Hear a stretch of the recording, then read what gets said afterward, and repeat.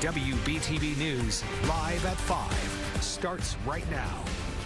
And right now, we want to start with our forecast this evening, as in less than 24 hours, we're going to be in a stretch of 3 first alert weather days, giving you a live look from King Street in Boone, and actually it doesn't look too awful bad up there right now. But folks up there, they might be seeing some snow this weekend. But before we see any chance of snow in our mountains, we have a lot of rain heading our way. Thanks so much for staying with us. I'm John Carter. And I'm Siobhan Bryan. We're glad you're here. Let's start things off with meteorologist Rachel Coulter. So, Rachel, we're looking at rain starting tomorrow afternoon, right? That's right, and it's going to be all rain for our Friday. In fact, what I'm showing you here on your screen is kind of breaking down the next 3 days where we're expecting most of the precipitation and the type of precipitation that we're expecting, because it's going to be a little bit different each and every day. So Friday, that's going to be all rain for us, mainly along and south of I-85. And Siobhan mentioned it. This is mainly going to be for the second half of the day, afternoon, evening hours. Then we get to Saturday. Mostly rain. That's going to start to move in from south to north by the evening hours, and then for the mountains, it's going to be changing over to a rain-snow mix late at night and mainly into the overnight period. Then that gets us to Sunday. We've been talking about Sunday a lot. We've been watching it closely, watching trends, and I have some forecast thoughts on this that I'm going to be walking you through here shortly. But this is when we're expecting that rain-snow mix. Could see some of those mountain accumulations. So looking at that coverage kind of outlines what I was talking about. But for now, it is just warm. It's breezy, it's cloudy, and those temperatures are going to be falling as well. So I'll be breaking down that latest first alert forecast in a few minutes, John. All right, thanks, Rachel. Live at 5, the mother of a Charlotte-Mecklenburg school student who reported a male staff member sexually assaulting her is speaking only with WBTV, detailing the moment she learned her daughter had reported being sexually assaulted. Now, we first told you yesterday 25-year-old David Lucas was arrested on charges of taking indecent liberties with a child and kidnapping. He's now being held on a $300,000 bond. WBTV's chief investigative reporter Nick Oxner talked with the mother of that girl this afternoon. Well, when I first talked to this mother after she called the WBTV tip line, she told me she wanted to speak because she wanted justice for her daughter.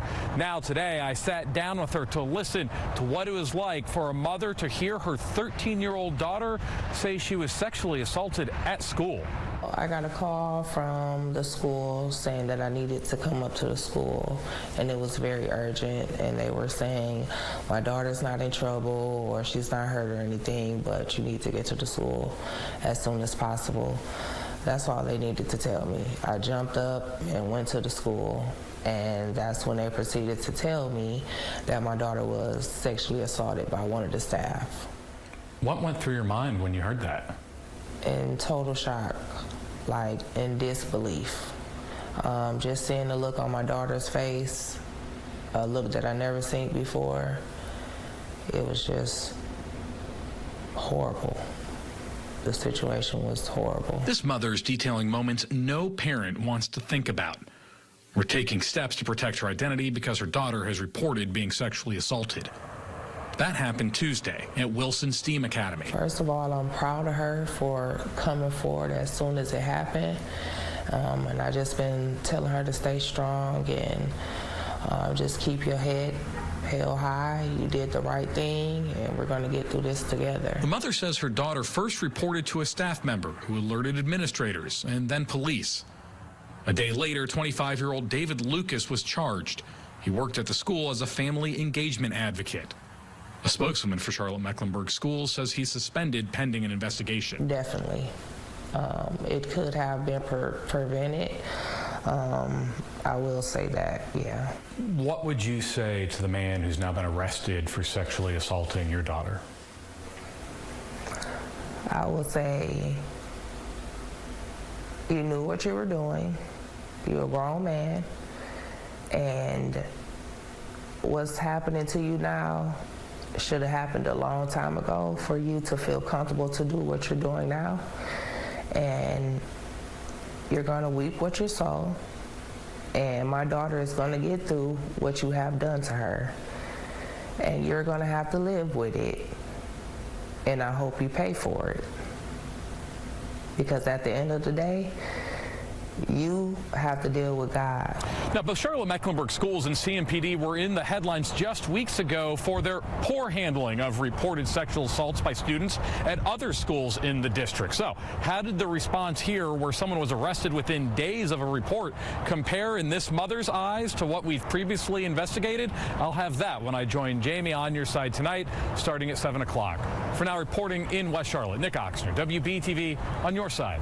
Nick, thank you. Live at 5. I carried a burden for years because I felt like I should have been with her. It would have never happened if I was with her.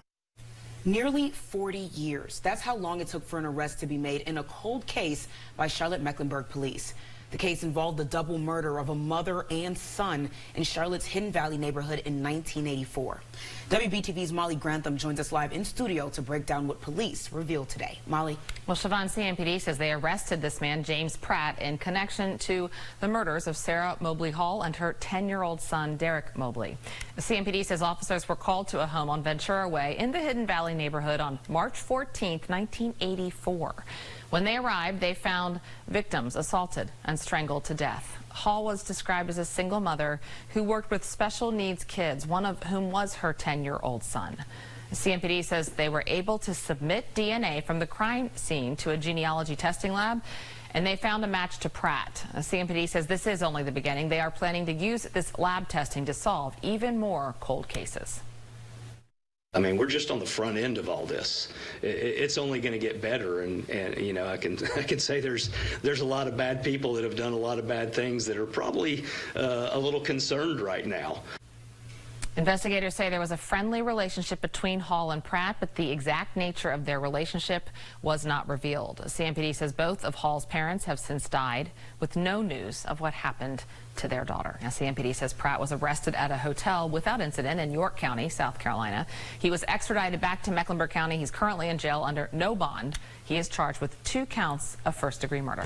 Sean, back to you. All right, much more to come on this case. Well, live at 5, one teenager is dead, another in the hospital after a shooting in Durham. Durham Public Schools says both teens were students at Hillside High School. Police say that teen boys were shot while walking near the school yesterday.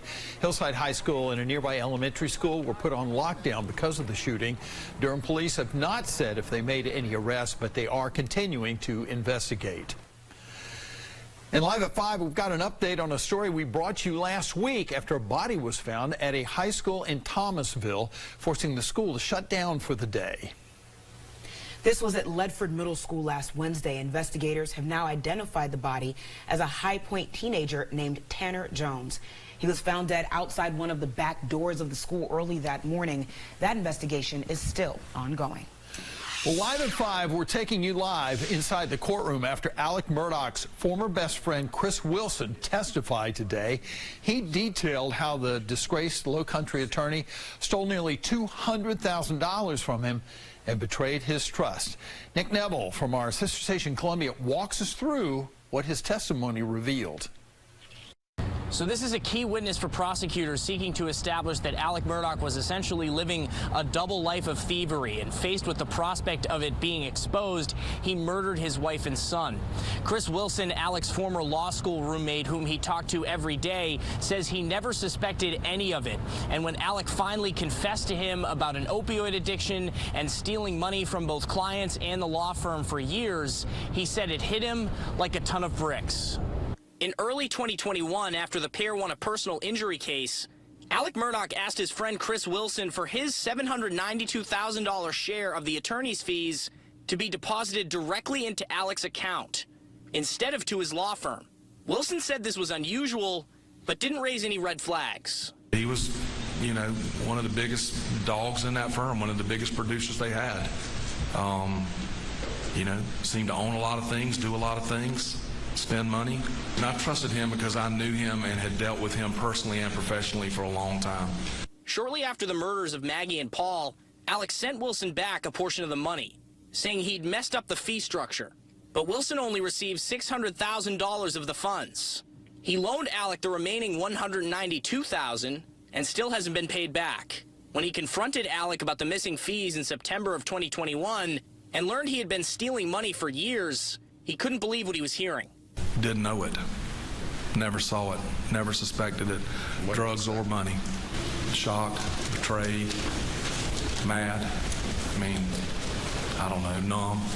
Later, the defense sought to block the testimony of Tony Satterfield, the late Murdaugh housekeeper's son, another alleged victim of Alec's stealing. This is a murder trial, not a financial fraud trial. Judge Clifton Newman objected, and upon taking the stand, Satterfield testified that Alec pocketed a multi-million-dollar insurance settlement owed to the family after his mother's death. Have you come to find out that the defendant took all of your money? Yes. And that's what led to that confession of judgment? Yes. Did he, though, ever pay you 1 cent? No. On cross-examination of Wilson, the defense established that Alec did not sound panicky when he was speaking with Wilson over the phone on the night of the murders. They also sought to paint Alec as a loving family man who was emotionally destroyed after the murders of his wife and son. In Walterboro, I'm Nick Neville. Just over a month after the South Carolina Supreme Court struck down the state's 6-week ban on abortion, new restrictions have just cleared the state Senate. Senators passed the new restrictions in a 28-12 vote. The bill is very similar to the fetal heartbeat law that was overturned last month. It would ban abortion from around 6 weeks of pregnancy, with exceptions for the mother's life and health, sexual assault victims, and fatal fetal anomalies. The women of South Carolina, the people of South Carolina, the doctors, everybody deserves better. Last month, we had double the amount of abortions that we were having this time in 2021, and it's because we have not responded to Dobbs when our neighbors have. This bill now moves to the House, which is currently considering its own bill, a ban from conception. We're only days away from the battle in Copper State between the Chiefs and the Eagles. We're on your side with Carolina favorites receiving a special award tonight during the NFL honors. And back here at home, mail thieves breaking into these blue mail drop boxes. We're on your side with what you can do to make sure your mail is protected.